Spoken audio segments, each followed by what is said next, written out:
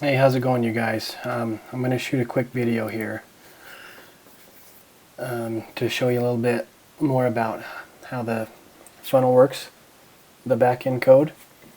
So basically, you guys copied the index_new.php. That's great. So in the future, I'm not sure, it might be useful to make a copy of the custom.js file, but that's only if the new PHP page requires some JavaScript changes. If not, no big deal. So in this case, perfect. So basically, I started making a checklist right here. So I'm just going to kind of just make sure that it makes sense as I'm going through this. So the first thing is the first divs. And the first div, and only the first div's button value can be first. And because that's how we track it into the network. So basically, the value of the button is first. And then also, I'm just thinking about something here too. We also need the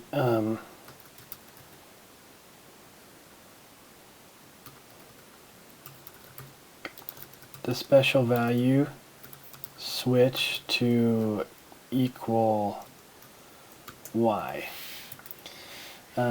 So the fourth value here needs to equal y as well to be able to track it into the network. So yeah. So then basically everything else you are aware of already. Basically on most everything except for the xverify buttons, we actually call the awesome function. On the email and the phone, we don't. And that's just because we have to do some other things, and it was just not working to use the awesome function to do the xverify stuff as well. So I call different functions that I can go over a little bit later with you for that.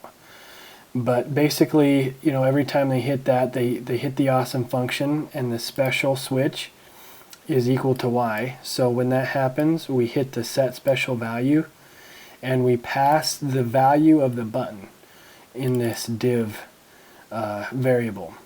So then we go down to set special value function, and if that button value is first, then we do this. And this is the important piece here. We get the value of the sub ID, and then we post it to this post clickthrough-rate.php page via Ajax. So, on the first click, they come through, they hit this, we post it to post ctr.php, and this is the part that we have to have a matching offer and goal URL to post into the click-through. And that's how we're getting the click-through value in the network. So that's how that works. Hopefully that makes sense. So whenever we make new offers, new goals, whatever, we just need this page, and we need to change that URL value, and it should pick it up easily. So let me just see what I have here. So special switch is equal to I, post ctr.php, ensure funnel ID is correct. Yes. So in the custom.js file, every time there's a button click in the awesome function, we also call this insert into database, insert into DB function. And so basically this value right here, that needs to be the correct funnel ID, and we'll need to come up with a good business process around that, but or keep a running list as well. But basically, if you create a new offer, this value needs to change, otherwise we'll skew the data for other funnels. What else do I have? Progress bar. Yes. So the progress bar is manually set for now.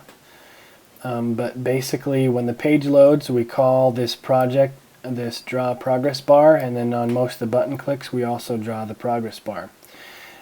So if we add more questions, then we'll just need to decrease this number until it makes sense. So on this one, we need to decrease it, so I'm just going to decrease it down to about 10.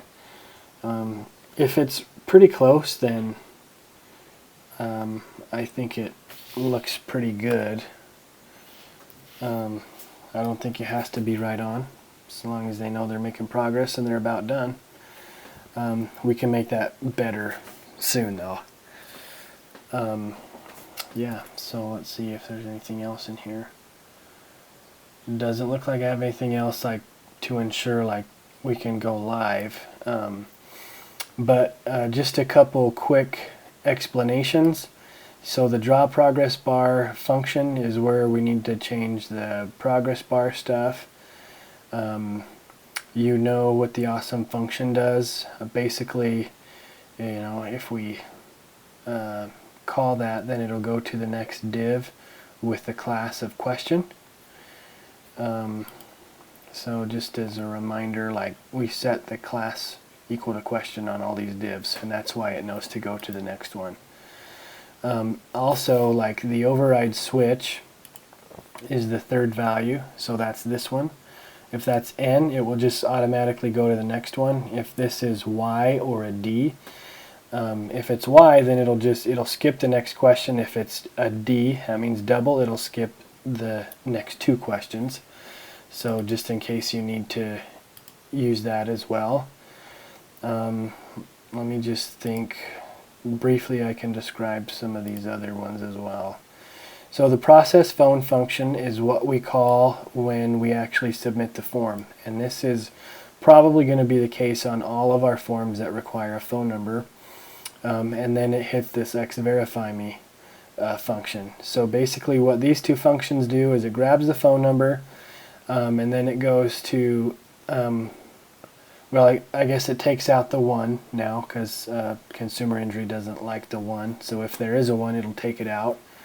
And then also the xVerify.me will check to see if the case notes are greater than 4 words. If it's not, it'll build the confirmation page. If it is, then it will check the xVerify. It'll xVerify the phone number, and then it will submit the form as well. And it'll also enter a form submission into the Funnelmetrics database. And then we already went over the set special value. Contact validate. Oh, I don't know what that is. Probably take that one out. The validationator, this is the one where all the like validation messages pop up. xVerify email is just that. It's the function when we click the email button in the funnel, it verifies the email.